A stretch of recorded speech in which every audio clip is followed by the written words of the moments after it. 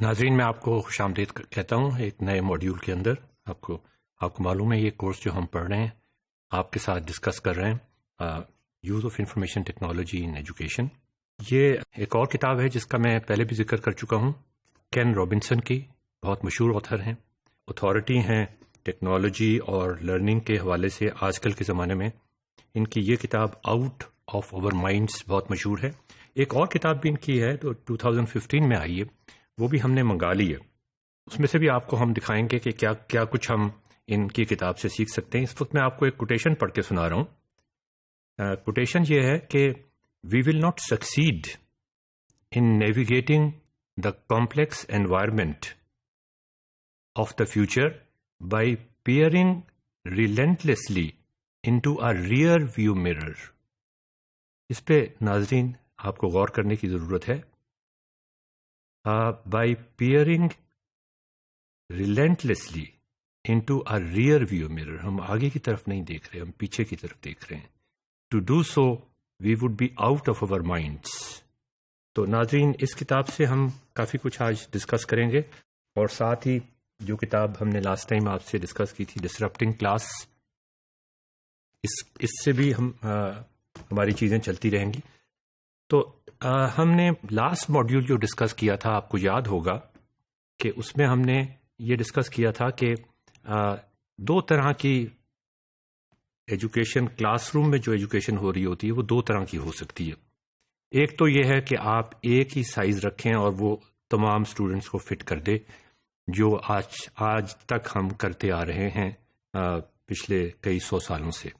اور دوسرا یہ تھا کہ ہم کسی طریقے سے یہ ممکن بنانے کی کوشش کریں، یہ چیز پہلے ایکسیپٹ کریں، اس چیز کو ریکگنائز کریں کہ ہر بندہ، ہر بچہ مختلف طریقے سے سوچتا ہے، مختلف طریقے سے لرن کرتا ہے، اس کی پرائر نالج مختلف ہوتی ہے، وہ کنیکشنز مختلف طریقے سے بناتا ہے، ایبزارب مختلف طریقے سے کرتا ہے، ڈو مختلف طریقے سے کرتا ہے، کنیکٹ مختلف طریقے سے کرتا ہے۔ تو اس کے لیے کسٹمائزڈ سافٹ ویئر ہونی چاہیے۔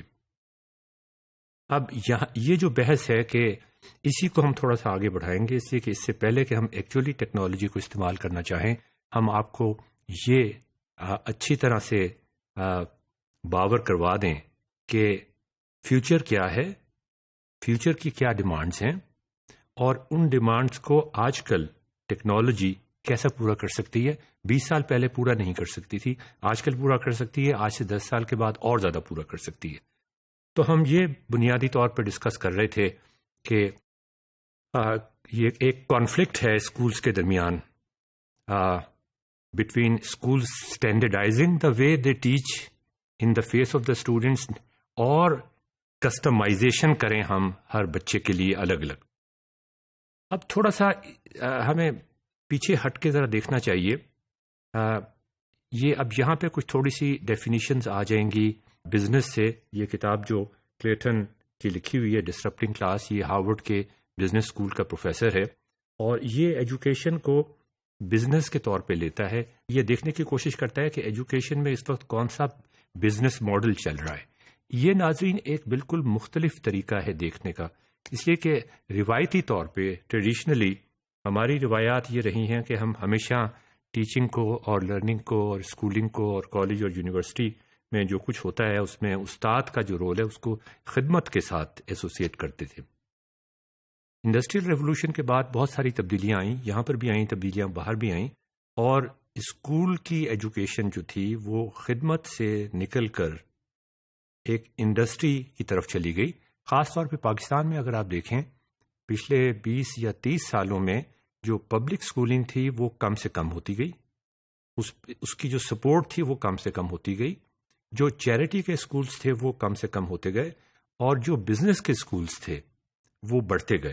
اب میں اس کو یہ نہیں کہہ رہا کہ یہ بری بات ہوئی یا اچھی بات ہوئی، لیکن ہمیں اس کو انڈرسٹینڈ کرنے کی کوشش تو کرنی چاہیے کہ یہ کیا ڈیولپمنٹ ہوئی، اور یہ جب ایک بزنس بن ہی گیا ہے تو اس کا کیا بزنس ماڈل ہے، اور اس بزنس ماڈل میں رہتے ہوئے ہم ایجوکیشن کو کس طرح مزید افیکٹو بنا سکتے ہیں۔